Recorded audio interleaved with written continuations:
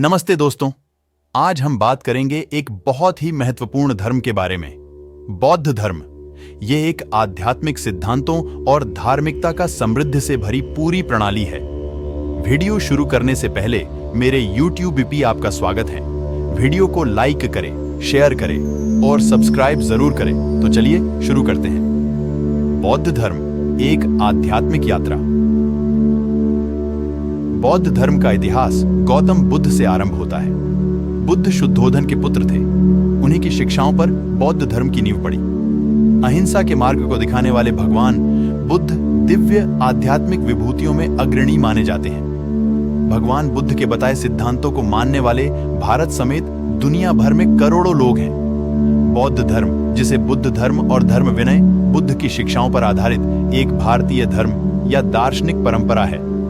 इसकी उत्पत्ति 5वीं शताब्दी ईसा पूर्व में एक श्रमण परंपरा के रूप में पूर्वी गंगा के मैदान में हुई और धीरे धीरे सिल्क रोड के माध्यम से पूरे एशिया में फैल गई। यह दुनिया का चौथा सबसे बड़ा धर्म है, जिसके 52 करोड़ से अधिक अनुयायी हैं, जो वैश्विक आबादी का 7% है।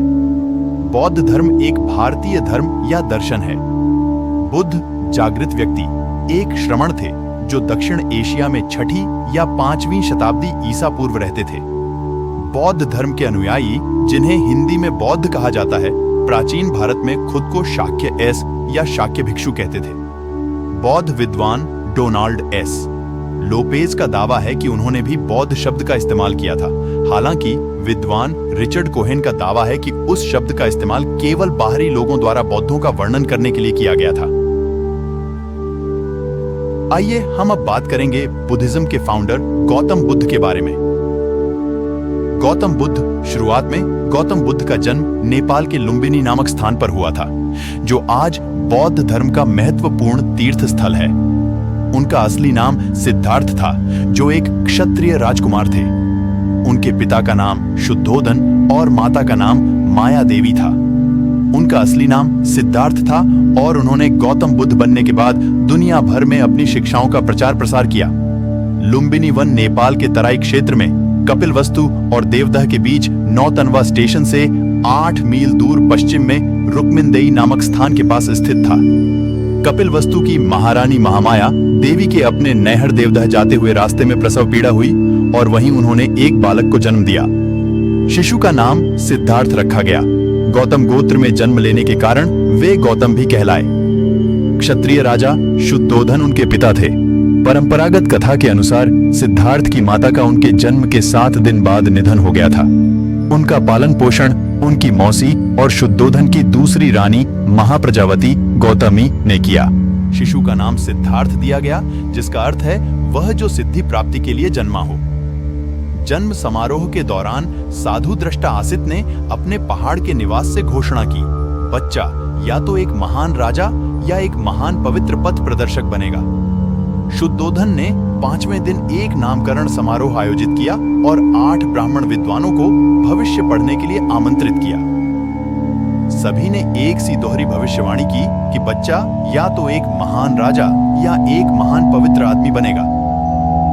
दक्षिण मध्य नेपाल में स्थित लुम्बिनी में उस स्थल पर महाराज अशोक ने 3री शताब्दी ईसा पूर्व बुद्ध के जन्म की स्मृति में एक स्तंभ बनवाया था।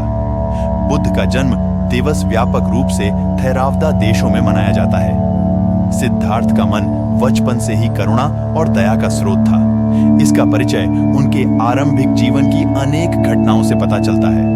घुड़दौड़ में जब घोड़े दौड़ते और उनके मुंह से झाग निकलने लगता, तो सिद्धार्थ उन्हें थका जानकर वहीं रोक देता और जीती हुई बाजी हार जाता। खेल में भी सिद्धार्थ को खुद हार जाना पसंद था, क्योंकि किसी को हराना और किसी का दुखी होना उससे नहीं देखा जाता था। सिद्धार्थ ने चचेरे भाई देवदत्त द्वारा तीर से घायल किए गए हंस की सहायता की और उसके प्राणों की रक्षा की। 16 वर्ष की उम्र में सिद्धार्थ का कन्या यशोधरा के साथ विवाह हुआ। पिता द्वारा आर्तुओं के अनुरूप बनाए गए वैभवशाली और समस्त भोगों से युक्त महल में वे यशोधरा के साथ रहने लगे, जहां उनके पुत्र राहुल का जन्म हुआ। लेकिन विवाह के बाद उनका मन वैराग्य में चला और सम्यक सुख शांति के लिए उन्होंने अपने परिवार का त्याग कर दिया। उनका जीवन संसार के अश्लीलता से दूर करने की प्रतिबद्धता का प्रतीक है, जो उन्होंने एक रात के अद्वितीय प्राचीन पीपल वृक्ष के नीचे बैठकर प्राप्त की। इस बोधि वृक्ष के नीचे ही उन्होंने सत्य की पूर्णता की प्राप्ति की और उन्होंने संपूर्ण जीवन का आदर्श बनाया। उनकी उपनिवेश जीवन का एक अहम हिस्सा है, जिसमें उन्होंने अपने अनुयायियों को धर्म और नैतिकता के सिद्धांतों का उपदेश दिया। वह बौद्ध धर्म की मुख्य शिक्षाओं में से एक है, चार्या, सत्य, तपस्या और ब्रह्मचर्य। दोस्तों, आगे बढ़ते हैं और बात करते हैं बुद्धिज्म के शिक्षाओं के बारे में। भगवान बुद्ध की मूल देशना शिक्षा क्या थी, इस पर प्रचुर विवाद है। स्वयं बौद्धों में कालांतर में अलग अलग संप्रदायों का जन्म और विकास हुआ और वे सभी अपने को बुद्ध से अनुप्राणित मानते हैं। चलो तो देखते हैं चार सत्य तथागत बुद्ध का पहला धर्मोपदेश, जो उन्होंने अपने साथ के कुछ साधुओं को दिया था। इन 4 आर्य सत्यों के बारे में था। बुद्ध ने 4 आर्य सत्य बताए हैं। पहला दुख, दूसरा दुख कारण, तीसरा दुख निरोध, चौथा दुख निरोध का मार्ग। चलो अब दूसरी शिक्षा देखते हैं, अष्टांगिक मार्ग। बौद्ध धर्म के अनुसार चौथे आर्य सत्य का आर्य अष्टांग मार्ग है, दुख निरोध पाने का रास्ता। गौतम बुद्ध कहते थे कि 4 आर्य सत्य की सत्यता का निश्चय करने के लिए इस मार्ग का अनुसरण करना चाहिए। 1. सम्यक दृष्टि, वस्तुओं के यथार्थ स्वरूप को जानना ही सम्यक दृष्टि है। 2. सम्यक संकल्प, आसक्ति, द्वेष तथा हिंसा से मुक्त विचार रखना ही सम्यक संकल्प है। 3. सम्यक वाक, सदा सत्य तथा मृदु वाणी का प्रयोग करना ही सम्यक वाक है। 4. सम्यक कर्मांत, इसका आशय अच्छे कर्मों में संलग्न होने तथा बुरे कर्मों के परित्याग से है। 5. सम्यक आजीव, विशुद्ध रूप से सदाचरण से जीवन यापन करना ही सम्यक आजीव है। 6. सम्यक व्यायाम, अकुशल धर्मों का त्याग तथा कुशल धर्मों का अनुसरण ही सम्यक व्यायाम है। 7. सम्यक स्मृति, इसका आशय वस्तुओं के वास्तविक स्वरूप के संबंध में सदैव जागरूक रहना है। 8. सम्यक समाधि, चित्त की समुचित एकाग्रता ही सम्यक समाधि है। तीसरी शिक्षा पंचशील, भगवान बुद्ध ने अपने अनुयायियों को 5 शीलों का पालन करने की शिक्षा दी है। 1. अहिंसा, मैं प्राणी हिंसा से विरत रहने की शिक्षा ग्रहण करता हूं। 2. अस्तेय, मैं चोरी से विरत रहने की शिक्षा ग्रहण करता हूं। 3. अपरिग्रह, मैं व्यभिचार से विरत रहने की शिक्षा ग्रहण करता हूं।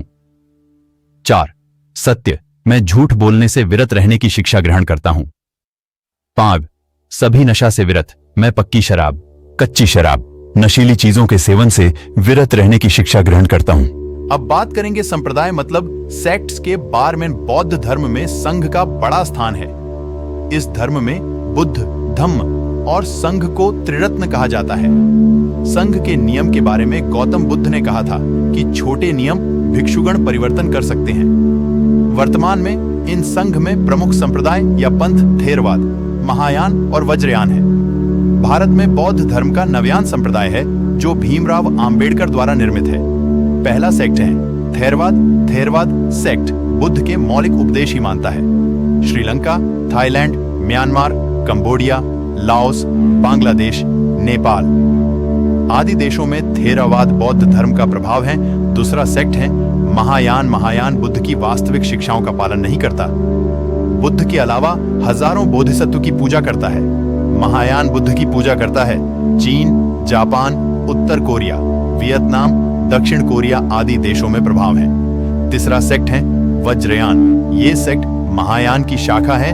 वज्रयान को तिब्बती तांत्रिक धर्म भी कहा जाता है। भूटान, तिब्बत और मंगोलिया में प्रभाव देखा जाता है। चौथा सेक्ट है नवयान। यह सेक्ट डॉक्टर भीमराव आंबेडकर के सिद्धांतों का और बुद्ध की मूल शिक्षाओं का अनुसरण करता है।